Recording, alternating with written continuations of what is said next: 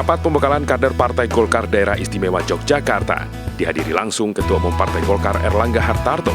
Dihadiri anggota legislatif, pengurus dan kader Partai Golkar di Yogyakarta. Calon Presiden Erlangga Hartarto menegaskan partai berlambang pohon beringin ini mendorong dan setuju pemilu dilaksanakan pada 15 Mei 2024. Pelaksanaan G20 di mana Indonesia menjadi tuan rumah dan belum berakhirnya pandemi COVID-19 menjadi alasan Partai Golkar setuju dengan usulan pemerintah tersebut. Bahwa persiapan itu adalah 20 bulan sebelum hari H. Jadi kalau dilakukan di awal Februari, maka tahun depan bulan Juni sudah masuk dalam siklus itu. Padahal kita menjadi tuan rumah G20. Dan kita juga mempunyai tugas agar pada saat Indonesia memimpin, kondisi penanganan COVID dan pemulihan ekonomi menjadi contoh bagi negara-negara lain. Pada rapat pembekalan kader Partai Golkar ini, Erlangga Hartarto juga menekankan pentingnya kesiapan kader Golkar menghadapi situasi dan skenario politik yang berkembang ke depan.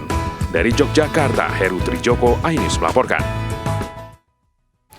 Pemirsa, mulai hari ini penerbangan internasional di Bandara I Gusti Ngurah Rai kembali dibuka. Namun pelaku usaha tetap pesimis karena aturan wajib karantina 5 hari untuk kedatangan dari mancanegara. Penerbangan internasional di Bandara I Gusti Ngurah Rai, Bali dibuka kembali setelah sebelumnya ditutup karena pandemi COVID-19.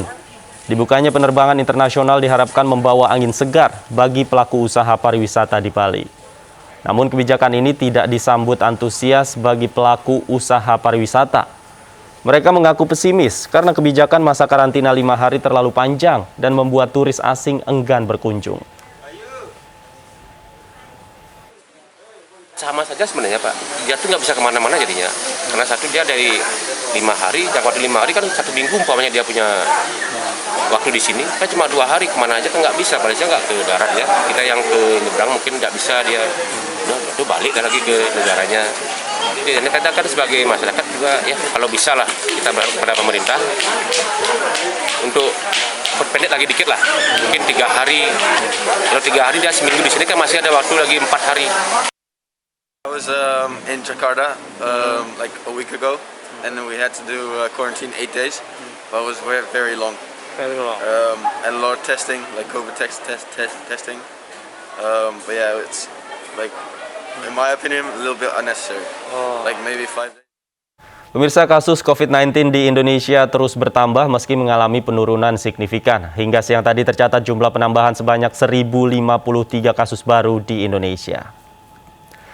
Berdasarkan data Satgas Penanganan COVID-19, hari ini tercatat sudah 4.232.099 kasus terkonfirmasi dan 4.069.399 diantaranya sembuh. Sementara yang meninggal dunia hari ini 37 orang sehingga total saat ini mencapai 142.848 orang.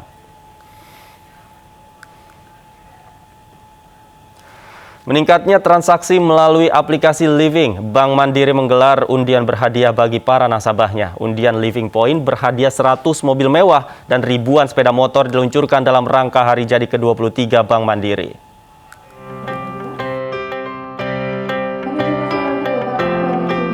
Dalam rangka hari jadi ke-23, Bank Mandiri merealisasikan program undian Living Point.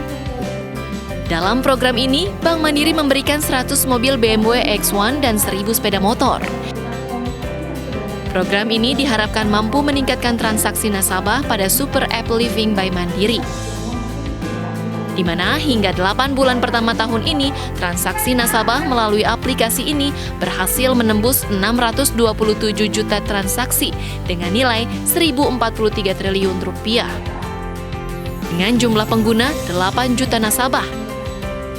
Makanya yang penerima mobil motor itu tersebar di seluruh Indonesia. Ini saya senang karena artinya bisa merata dan itu meratanya by nature. By nature memang undiannya itu merata. Nah, penyerahannya nanti pastinya ada pemberitahuan resmi dan itu kita gunakan teman-teman kantor wilayah yang ada di masing-masing region. Kemudian pastinya ada pemberitahuan dan itu nasabah nerima di tempat. Pada New Living by Mandiri, Bank Mandiri memanjakan nasabah dengan beragam fitur transaksi, seperti pengajuan kredit serbaguna mikro, kartu kredit, dan promo. Dari Jakarta, Rizka Ayu, Muhammad Hoirudin, iNews melaporkan. Mama pedagang kaki lima menggelar demo di depan kantor DPRD Kediri, Jawa Timur. Mereka membakar gerobak dagangan sebagai simbol kekecewaan atas penutupan kawasan wisata. Untuk PKL selama Anda menjabat disejahterakan. Puluhan pedagang kaki lima yang biasa berjualan di kawasan wisata Simpang 5 Gumul berunjuk rasa di depan kantor DPRD Kediri, Jawa Timur. Janjinya mana, Pak? Monggo, Pak, mana? Sekarang gimana ini? Kami tidak punya apa-apa, Pak. Apa rumah kami akan kami jual? Beda. Sebagai simbol kekecewaan, massa membakar gerobak dagangannya. Mereka menuntut pemerintah Kabupaten Kediri segera membuka kawasan wisata sehingga para pedagang dapat kembali mencari nafkah.